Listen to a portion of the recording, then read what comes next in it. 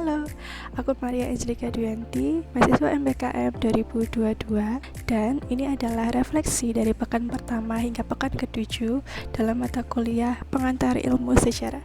Yuk langsung aja.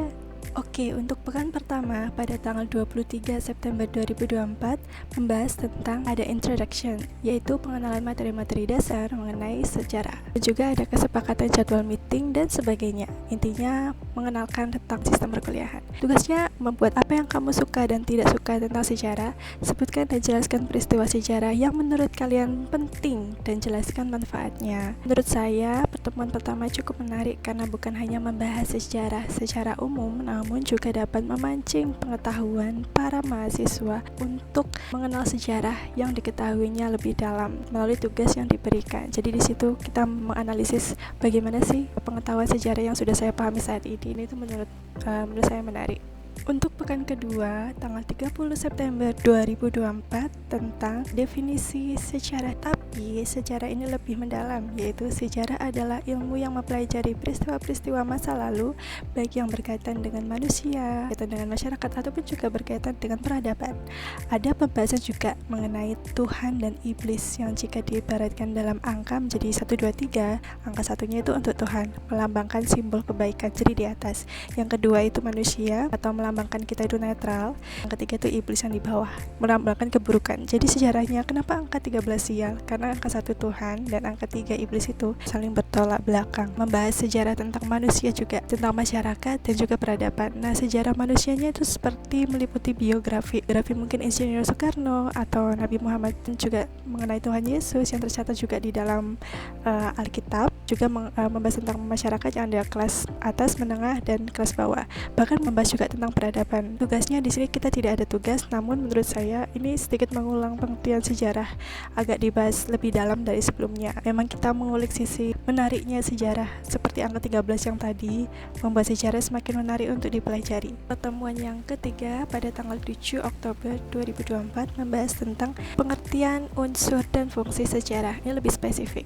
Jadi menyertakan 3 artikel yang bersumber dari tirto.id yang berjudul yang pertama, pengertian sejarah menurut Khaldun dan Sartono Kartodirjo, dan yang kedua berjudul fungsi sejarah dan kegunaannya secara intrinsik dan juga ekstrinsik. Dan yang ketiga, apa saja unsur-unsur penting dalam sejarah. Selain itu, penggunaan media pembelajaran Google Classroom juga diperkenalkan di dalam pertemuan ini. Tugasnya kita membuat artikel. Dari ketiga artikel tersebut, mahasiswa membuat minimal 200 kata dan membuat minimal 2 pertanyaan diskusi untuk minggu depan. Ya, refleksinya pertemuan ketiga ini cukup melatih minat baca mahasiswa ya, karena terdapat 3 artikel yang harus kita baca dan kita harus membuat rangkuman dari ketiga artikel tersebut. Dan ini menurut saya meningkatkan minat baca juga, karena di Indonesia kan masih cukup kurang, jadi cukup challenging juga. Namun secara pribadi saya enjoy. Untuk pekan keempat tanggal 14 Oktober 2024 membahas tentang sisi menarik sejarah, yaitu tentang segala sesuatu itu ada sejarahnya, mulai dari manusia, hewan, benda, teknologi, dan sebagainya. Pembahasan-pembahasan itu juga tersedia di akun channel YouTube-nya Mr. Yudi dengan username Pak Dosen Sejarah. Di dalam konten YouTube-nya ada sejarah tentang berbagai macam, sejarah tentang kucing, sejarah etnis Tionghoa di Indonesia, bahkan sejarah kematian juga ada. Kita juga mengadakan sesi diskusi tanya jawab online. Ada banyak sekali pertanyaan yang diberikan oleh mahasiswa, dan pertanyaan yang pertama datang dari saya, yaitu apakah benar selama manusia masih hidup berarti sejarah masih terus berjalan bahkan hingga saat ini? Jawaban dari Mr. Yudi adalah benar, masih terus berjalan. Kenapa? Karena segala sesuatu ada sejarahnya, dan selama manusia itu hidup maka ceritanya belum berhenti dan biografinya masih terus berlanjut. Kurang lebih seperti itu penjelasan dari Mr. Yudi. Tugasnya membuat resume diskusi tanya jawab dari sekian banyak pertanyaan yang itu tadi. Itu menurut kita apa yang paling menarik dan kita coba untuk jelaskan. Refleksi di pertemuan ini memancing para mahasiswa untuk lebih aktif berpikir kritis dalam sesi tanya jawab. Untuk pertemuan yang kelima, yaitu tanggal 21 Oktober 2024 membahas tentang apa itu sejarah sebenarnya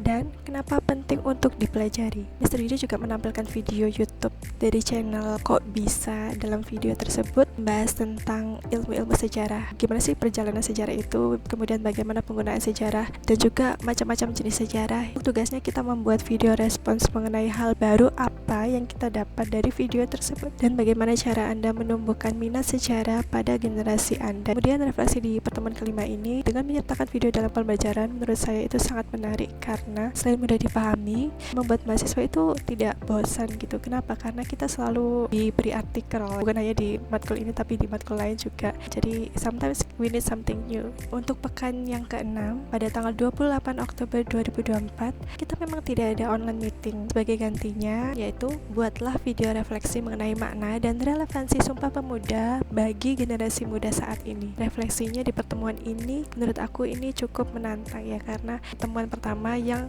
pengumpulan tugasnya itu formatnya berbeda. Jadi kita membuat video, bisa mengasah kreativitas dan juga gimana sih cara relatable Sumpah Pemuda dalam kehidupan sehari-hari kita. Untuk pertemuan yang ke-7 tanggal 4 November 2024 tentang gimana sih peran sejarah di dalam kehidupan kita sehari-hari. Contohnya yang pertama, supaya kita tidak mengulang kesalahan di masa lalu. Yang kedua, menghindari kesalahan yang sama. Jadi kalau dulu pernah kesalahan A, kita tidak perlu melakukan kesalahan A di lain waktu. Sejarah juga bisa memandu kita untuk mengambil keputusan-keputusan yang tepat di masa yang mendatang. Jadi dalam pendekatan sejarah ini ada 4 macam pendekatan. Yang pertama itu ada pendekatan secara kronologis atau secara urutan waktu, namanya juga kronologis. Yang kedua, pendekatan tematik. Tematik ini terdiri dari 4 tema. Yang pertama, tema politik, jadi how to influence people. Kemudian yang kedua ada tema ekonomi. Yang ketiga ada tema sosial, dan yang terakhir ada tema budaya. Kemudian yang ketiga ada pendekatan komparatif, jadi kita membandingkan peristiwa satu dengan peristiwa lainnya. Ada juga pendekatan interdisipliner atau pendekatan yang berdasarkan perspektif dari ilmu-ilmu lain. Misalnya satu kejadian, sudut pandang A dan B berbeda.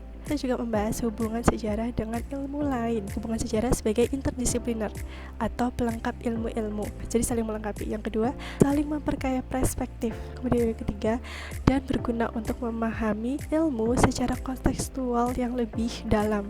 Selain itu kita juga melihat video YouTube mengenai cara mengetahui usia suatu benda seperti mumi, fosil, dan sebagainya. Itu ternyata ada rumusnya juga. Kemudian refleksinya, menurut aku pertemuan ini banyak memberikan ilmu dan insight-insight baru, seperti gimana sih cara kita menemukan usia benda yang udah lama banget. Karena aku pikir itu memang cuma kira-kira, tapi ternyata ada rumusnya. Kita juga mengenal bahwa unsur tematik seperti unsur politik, ekonomi, sosial, dan budaya itu ternyata kita miliki. Jadi kita bisa influence people, itu politik. Kita bisa ada jenjang sosial, itu juga masuk ke sosial, dan sebagainya.